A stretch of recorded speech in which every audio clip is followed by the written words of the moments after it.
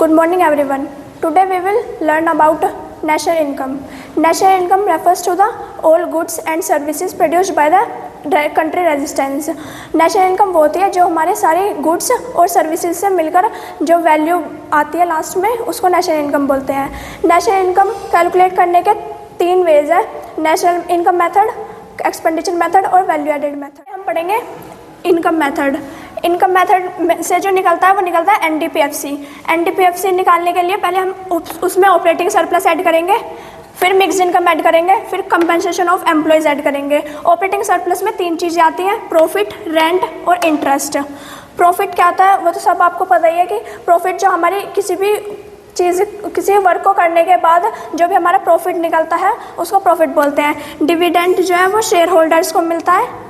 और सेविंग्स जो आपकी कुछ किसी भी वर्क को करने के बाद और सारा अपना एक्सपेंडिचर अपना पूरा करने के बाद जो सेविंग बचती है उसको सेविंग बोलते हैं. कॉर्पोरेट टैक्स क्या होता है? कॉर्पोरेट टैक्स वो होता है कंपनीज पे करती हैं.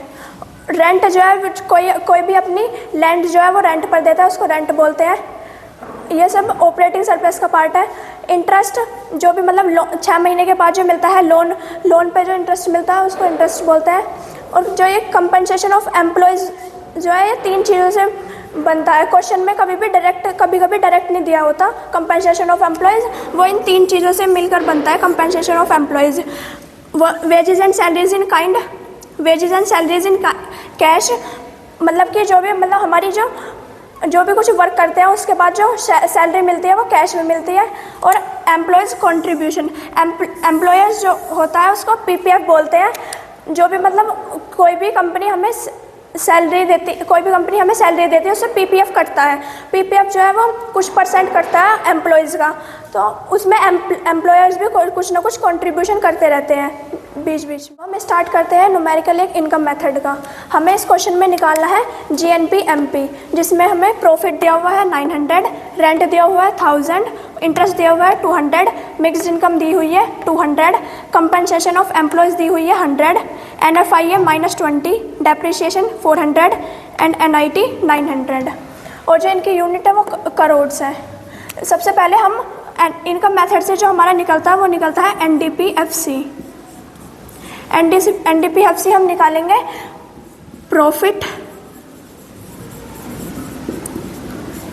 Plus rent, interest plus mixed income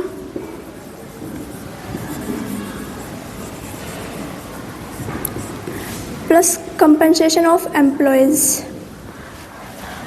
हमें प्रॉफिट दिया हुआ है 900, रेंट है हमारा 1000, इंटरेस्ट है 200, मिक्स्ड इनकम भी हमारी 200 है और कंपनसेशन ऑफ एम्प्लॉयज़ जो है वो 100 है. इन सबको ऐड करेंगे तो आ जाएगा 2400 करोड्स. यूनिट लिखनी है ज़रूरी है वरना इसके मार्क्स कट जाते हैं. उसके बाद अभी तो हमारा एनडीपीएफसी निकला है, उसके बाद हमें निकालना है जीएनपी.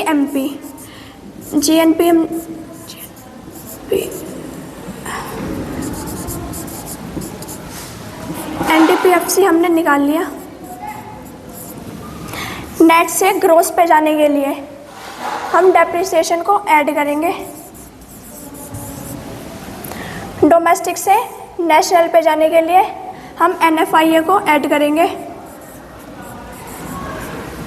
और फैक्टर कॉस्ट से मार्केट प्राइस पे जाने के लिए एनआईटी भी ऐड करेंगे. उसके बाद एनडीपीएफसी हमारा निकला था 2400 प्लस डेप्रिसिएशन हमारा है 400 और एनएफआईए हमें माइनस में दिया हुआ है 20 प्लस एनआईटी है 900. इन सबको करेंगे तो 28 प्लस माइनस होता है तो माइनस का 20 प्लस 9800 में ऐड करेंगे 900 जाएगा 3700. उसमें से माइनस कर देंगे 20 तो आंसर आ जाएगा 3680 करोड़. सेकंड मेथड है एक्सपेंडिचर मेथड। एक्सपेंडिचर मेथड से GDP-MP निकलता है। GDP मतलब कि GNP, उसमें गवर्नमेंट फाइनेंशियल कंजप्शन एक्सपेंडिचर मतलब कि गवर्नमेंट के जितने भी खर्चे हैं वो ऐड होंगे। डोमेस्टिक कैपिटल फॉर्मेशन मतलब जितने भी ग्रोस डोमेस्टिक के खर्चे हैं वो सब ऐड होंगे इसमें। और नेट एक्सपोर्ट्स ऐड होगा। नेट एक्सपोर्ट निकालने का फॉर्मूला है एक्सपोर्ट माइनस इंपोर्ट, और उसमें प्राइवेट हाउस के जो भी खर्चे हैं वो सब ऐड होंगे। उसके बाद ग्रोस डोमेस्टिक कैपिटल फॉर्मेशन कभी भी क्वेश्चन में डायरेक्ट नहीं दिया होता, उसके लिए हमें gross domestic fixed capital formation और चेंज इन स्टॉक को ऐड करना पड़ेगा। चेंज इन स्टॉक निकलेगा closing stock minus opening stock. इसको बोलते हैं चेंज स्टॉक को हम इन्वेंट्री भी बोलते हैं। कभी कभी चेंज इन स्टॉक नहीं आएगा क्वेश्चन में, इन्वेंट्री इन्वेस्टमेंट आएगा। एक्सपेंडिचर मेथड का न्यूमेरिकल। तो पहले ये क्वेश्चन में हमें निकालना है GNP-FC, gross net product of factor cost. सबसे पहले दिया हुआ है गवर्नमेंट फाइनेंशियल कंजप्शन एक्सपेंडिचर, वो है 490। ग्रोस डोमेस्टिक फाइनेंशियल कंजप्शन दिया हुआ है 280। नेट एक्सपोर्ट्स दिया हुआ है -30। प्राइवेट फाइनेंशियल कंजप्शन एक्सपेंडिचर दिया हुआ है 1440। NFI है -20, NIT है 40। ये सब जो है वो करोड़ में है। GDP-MP।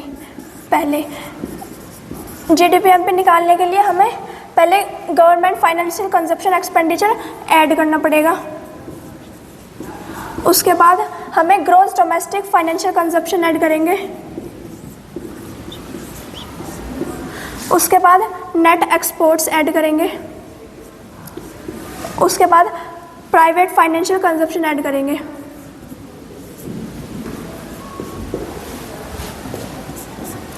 गवर्नमेंट फाइनेंशियल कंजप्शन है 490। ग्रोस डोमेस्टिक फाइनेंशियल कंजप्शन है 280। नेट एक्सपोर्ट्स जो है वो दिया हुआ है -30।